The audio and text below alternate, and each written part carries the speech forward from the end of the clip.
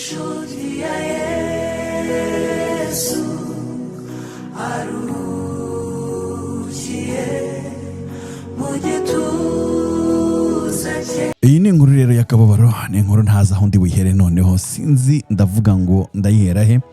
Ni inkuru yatangiye kuba kimomo y'urupfu rutunguranye rw'umunyarwandakazi Gogo Gloriose.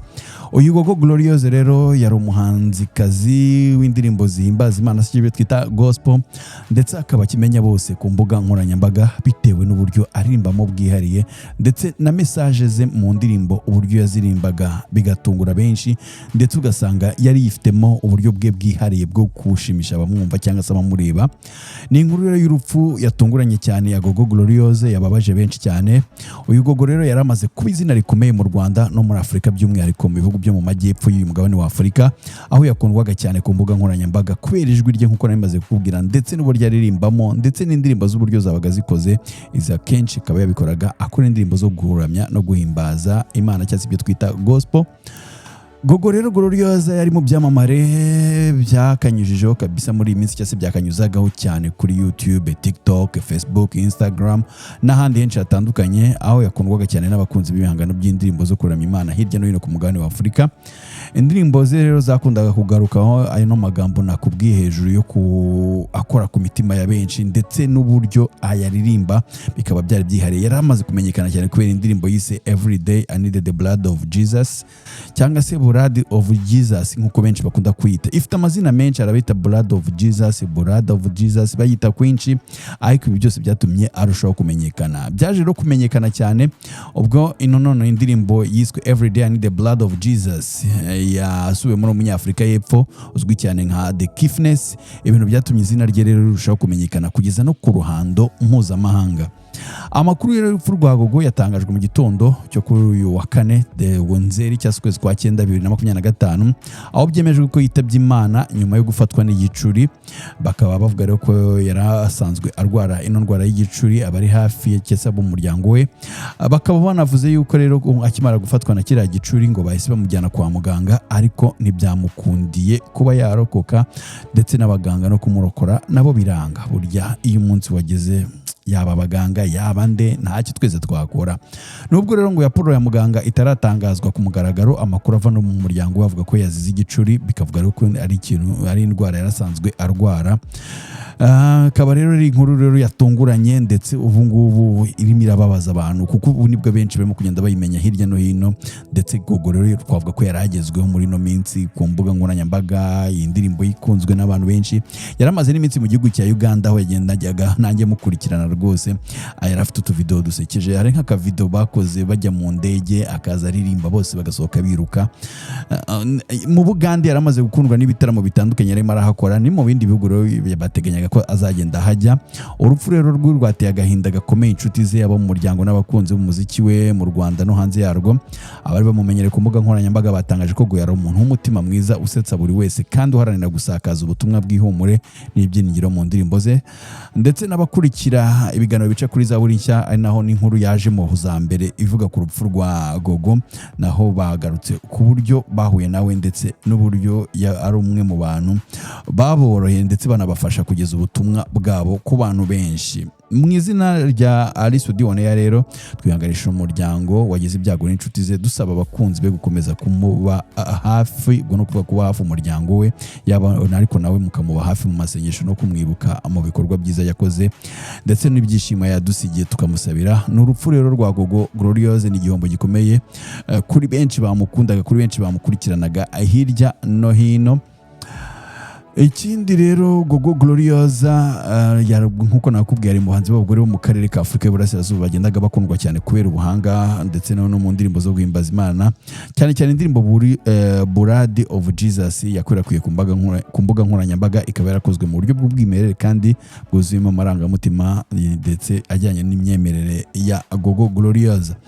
Gogo rero yatangiye kuririmba mu rusengero, aho ijwi rye yatangaje benshi ngo kubera uburyo ryuzuyemo imbaraga n'umwuka, nubwo ngo atari mu bahanzi bazwi cyane mu buryo bwa kinyamwuga.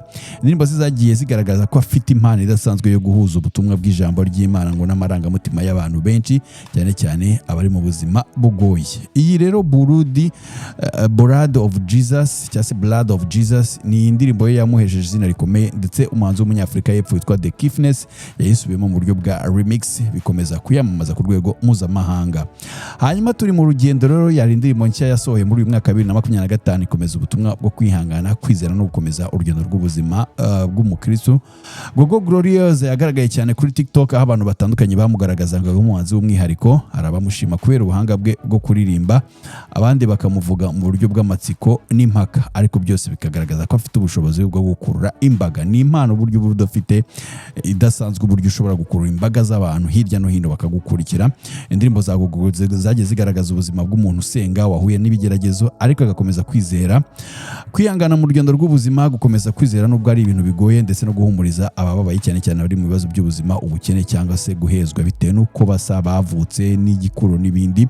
Gogo rero Gloriose si umuhanzikazi usanzwe, yari afite n'uburyo bwo kuririmba butuma abantu bumva ko ubutumwa bwe bubareba, kandi indirimbo ze zifite umwimerere utari usanzwe mu muziki wa gospel no mu karere. Nubwo hari abamunengaga rero cyangwa bamuvugaga mu buryo butandukanye, ibyo ntibyamubuzaga ko indirimbo ze zikomeza gukundwa no gukwirakwira, ndetse nawe bikamushimisha na benshi bakamukunda hirya no hino. Reka rero mbabwire ko Gogo Gloriose unarebye no mu nkuru yasohotse mu kinyamakuru The New Times yo ku itariki ya 16 z'ukwa mbere uyu mwaka, yavugaga ku buzima n'urugendo rwa Gogo Gloriose.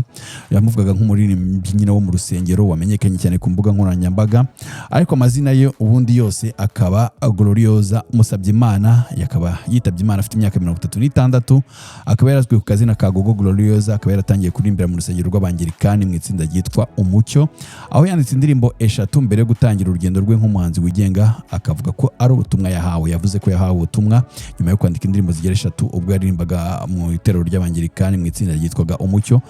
Avuga rero ko ari ubutumwa yabonye bwo ko agomba kuririmba wenyine ku giti cye. Gogo yamenyekanye rero nyuma yuko akoze iriya ndirimbo Everyday I Need the Blood of Jesus, yakwirakwiriye ku mbuga nkoranyambaga nka TikTok na YouTube. Ino ndirimbo yasubiyemo n'uyu munyafurika y'epfo witwa The Kiffness, bikayihesha izina ku rwego mpuzamahanga. Amashusho ye aririmba rimwe na rimwe arimo n'amagambo asekeje, yakunze guhindurwamo amameme hirya no hino, cyangwa se icyo twita memes, bituma abantu benshi batangira no kumumenya. Nyuma yaho abantu batangiye no gushakisha ibihangano bye, harimo n'indirimbo ye ya Noheli yise Uwo Mwana. Mu 2022 inshuti yamugira inama yo gutangira ngo gukora umuziki nk'umwuga. Yashimye cyane witwa Augustin Nsabimana, umujyanama we wamufashije gutangiza urubuga rwa YouTube no gutangira umuziki nk'umwuga. Yavuze ko imbogamizi za mikoro zatumye adasohora indirimbo ze vuba, ariko nyuma yuko The Kiffness asubiyemo indirimbo ye, ibintu byaje guhinduka. Ni inkuru itanga ishusho yuko impano ishobora kuvuka mu rusengero ikagera no ku rwego mpuzamahanga binyuze mu mbuga nkoranyambaga. Hanyuma rero ni ubutumwa bukomeye yuko nta muntu n'umwe umuntu yakwiye kunenga cyangwa se kuba yamubona ukundi, cyane cyane ko ubutazi cy'Imana yageneye umuntu. Gogo rero atubereye ishusho yuko byose birashoboka mu buzima, kandi ushobora gufata umwanzuro wawe ukakubera igisubizo cy'ubuzima bwawe. Reka rero tumusabire ijuru, tumusabire Imana imwakire mu bayo, ndetse natwe turaha tugumye tumusengere. Uwiteka Imana amurinde ndetse amushyire ibwami bwe cyangwa se iruhande rwe. Akaba rero n'amakuru y'urupfu rwa Gogo nyine yatangajwe muri iki gitondo ku itariki Nzeri 2025, aho byemeje ko yitabye Imana nyuma yo gufatwa n'igicuri. Abari hafi rero nakubwiye ko bavuze ko akimara gufatwa n'igicuri bahise bamujyana kwa muganga, ariko ntibyakunda abaganga ko bamurokora. Dutegereje raporo yo kwa muganga, dutegereje byinshi ku muryango we, ndetse n'amakuru akemezwa ku rwego rw'umuryango, byaba ngombwa n'urwego rw'igihugu. Ni allysoudy rero tumwifurize iruhuko ridashira, ndetse nkwifurize nawe ukurikiye ikiganiro allysoudy kumenya yuko isi ni ahantu tuza, ariko ni mu rugendo ducamo tugenda. Yes, reka dukore igikwiye, tujye twibaza tuti twebwe tuzasiga nk'uruki imusozi. Nari allysoudy, ikiganiro cyari allysoudy Uwiteka barinde. Bye bye, ciao. Kristo urupfu nirwadutandukanya nawe tuzaruhuka.